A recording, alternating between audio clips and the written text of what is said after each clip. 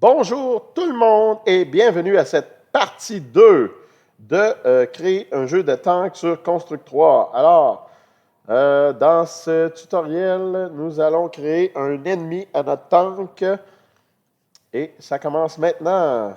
Alors, je vais ajouter un sprite que je vais mettre dans l'autre côté de la carte. Donc, on va prendre... OK, on va prendre le bleu. Donc, on va rogner et on va, encore une fois, le tourner dans ce sens-là. On va mettre son point d'origine au centre du trou, là où le canon devrait être placé. C'est la même logique que pour le joueur. Donc, ce que j'aime bien, pour m'assurer, donc la taille, je vais copier la taille de mon premier tank et je vais la coller ici. Donc, celui-là, je vais l'appeler tank 2. Tiens. Et donc, dans les comportements, on va lui donner le comportement, premièrement, de... où est-ce qu'il est? Cherche chemin. Comme ça. Et on va venir laisser obstacle solide. Ensuite, sa vitesse va être de 100, décélération 100, accélération 100, vitesse de rotation 135 pour pas qu'il y ait plus vite que mon tank à moi. Donc, faire tourner l'objet, diagonale, c'est beau. Mouvement direct à destination et actif. Tout ça, c'est parfait. Maintenant, on va aller dans notre feuille d'événements.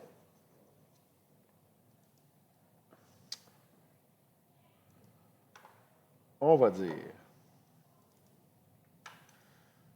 au démarrage de la scène, on va demander à notre tank de...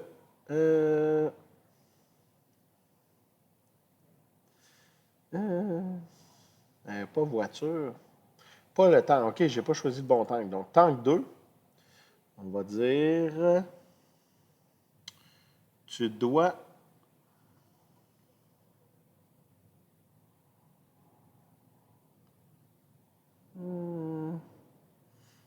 Ajouter un chemin, activer, vider les obstacles, définir, se déplacer le long du chemin. OK. OK, ça va être ici. Trouver chemin. Commencer à chercher un chemin vers la destination. Voilà. Alors, pour l'instant, je vais donc laisser ça vers 0, 0. Je vais retourner à ma scène et je vais venir prendre les valeurs.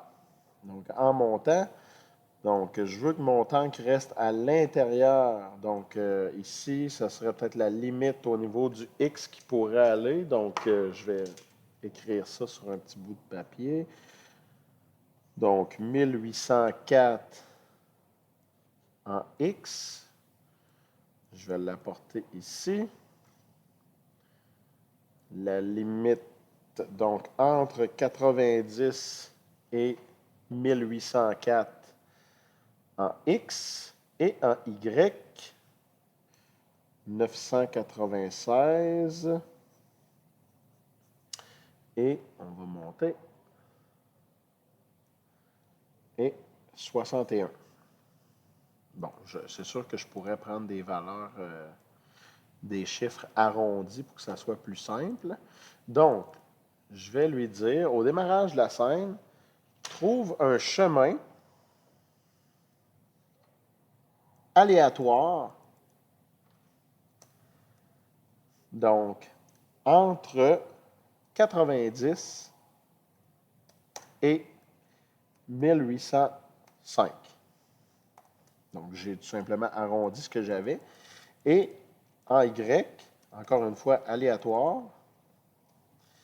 Et là, je vais dire 60 à 996. Donc, là, je viens de dire à mon tank, tu as le droit de trouver un chemin à l'intérieur de toute la map. Une fois que ça c'est fait, je vais dire, je vais ajouter un événement. Et là, je vais venir ici. Quand le chemin est trouvé, donc je veux que mon tank commence à se déplacer le long du chemin. Je vais ensuite venir lui dire, à l'arrivée,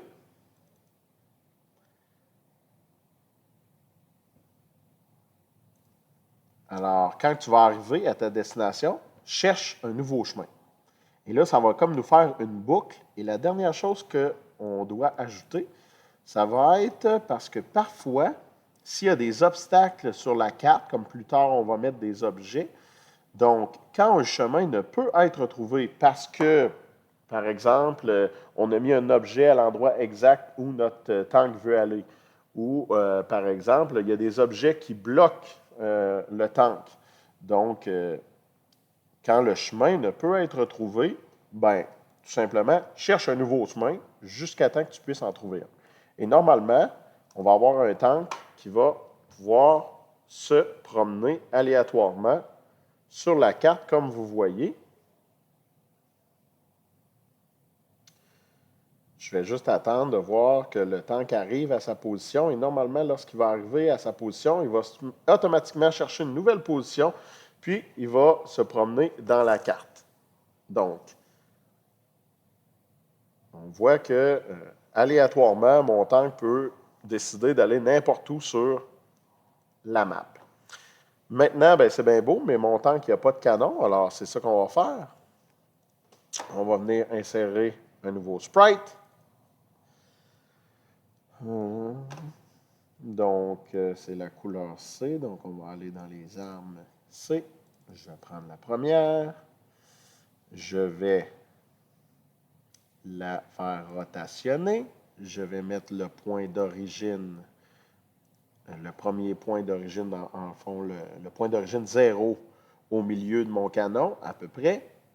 Et je vais ajouter un nouveau point d'image et celui-là, il sera au bout de mon canon parce que c'est de là que les balles vont sortir.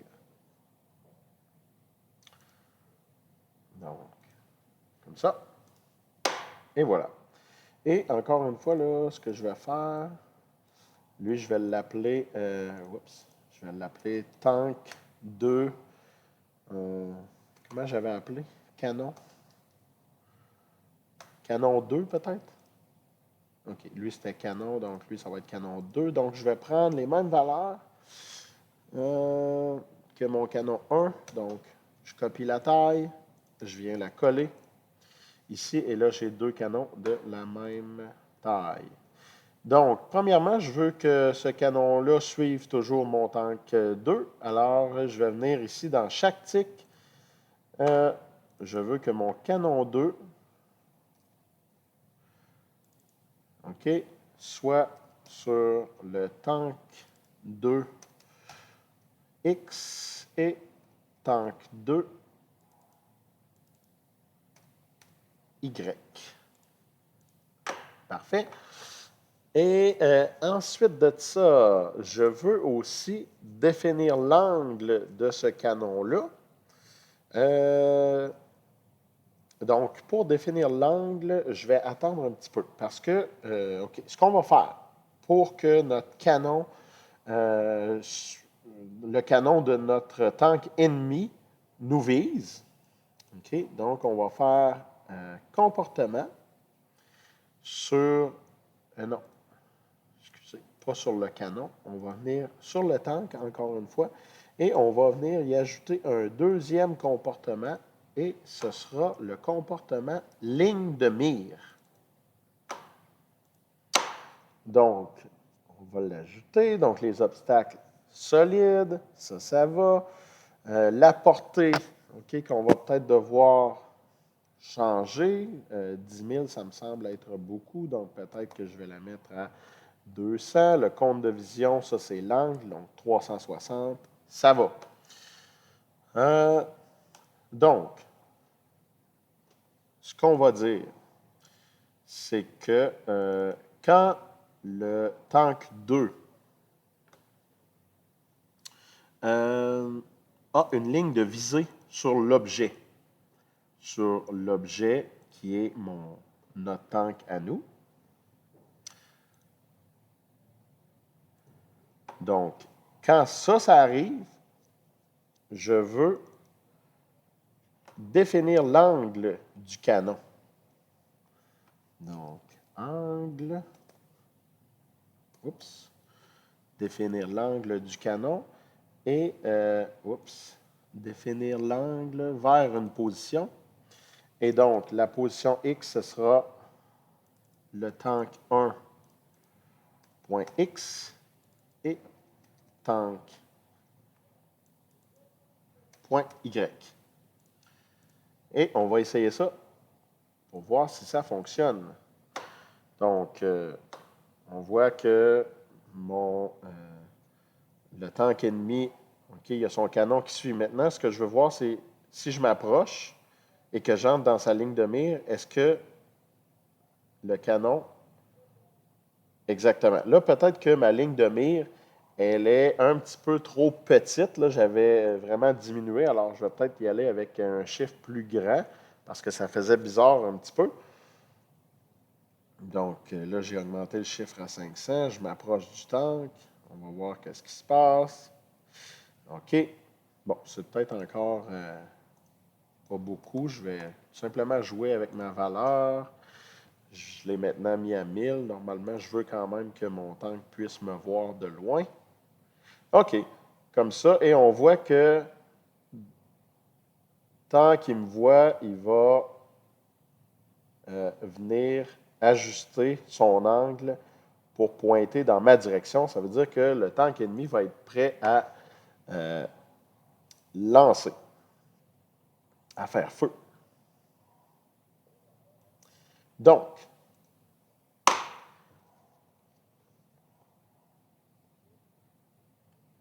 ce qu'on va faire, c'est qu'on va venir ajouter une action ici.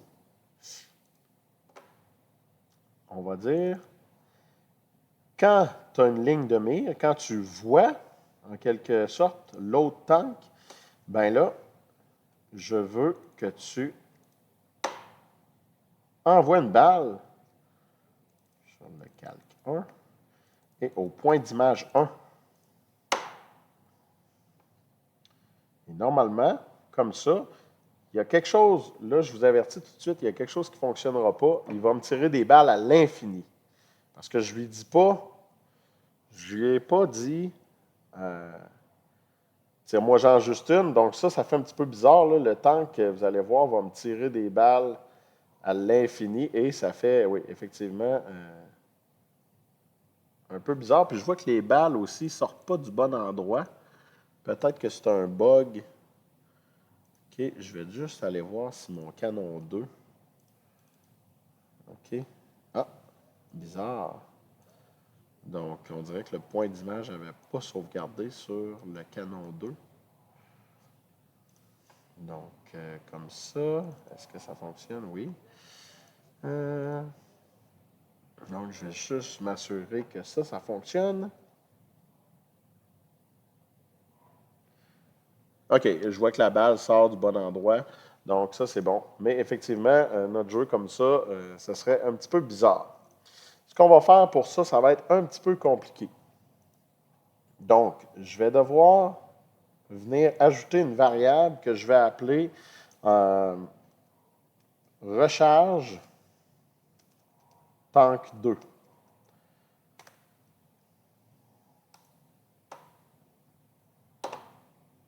Okay, normalement, les variables, j'aime ça les mettre en haut. Et je vais ajouter ici une condition. Ajouter la condition. Compare la variable, la recharge 2. Ça veut dire quand la recharge 2 est égale à 0, c'est beau, tu peux lancer ta balle. Une fois que tu lances ta balle, par contre, on va venir ajouter 1 à notre valeur. Donc, en ajoutant 1, une fois que la balle va être partie, ben, notre tank va arrêter de lancer parce que la valeur ne sera pas à 0, elle va être à 1. Ensuite, ce qu'on va faire, c'est qu'on va dire tout simplement attendre, on va dire au jeu, attends une seconde. OK? Puis après cette seconde-là, je veux que tu remettes la valeur de recharge tank 2 à 0. Et de cette fois-ci, de cette façon-là, normalement, ça devrait fonctionner. On va essayer de voir si ça fonctionne. Et donc, normalement, notre tank va nous lancer seulement une balle à chaque seconde. Alors, on voit que ça fait plus de sens. OK, puis là, je pourrais jouer avec ici, là, ma fonction d'attendre. Donc, ouais, comme ça.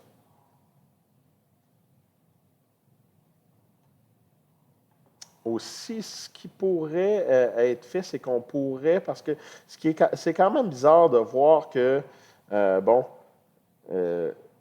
le canon ne suit plus le tank là, pendant une seconde. C'est-à-dire qu'il doit c'est comme saccadé. Alors, si on veut enlever ça, c'est qu'on devrait peut-être recopier celle-là ici, puis la mettre à part. Donc, je vais recopier, coller, je vais effacer ça, je vais effacer celle-là, celle-là, celle-là, puis celle-là, je vais l'effacer de là. Donc, cette façon-là, l'angle, le canon va toujours suivre. Et puis, il va seulement nous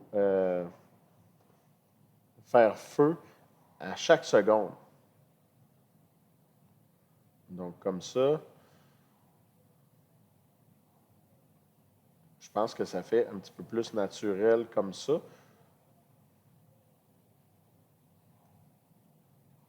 OK. Donc, ça va. Ça va être tout pour la deuxième partie. Dans la troisième partie, on va ajouter quelques obstacles sur notre map et ensuite, on va ajouter là, un effet là, de... lorsqu'on sera touché par la balle, il va y avoir une explosion et donc, ce sera la fin de la partie. OK, alors on se voit dans le prochain tutoriel. Merci.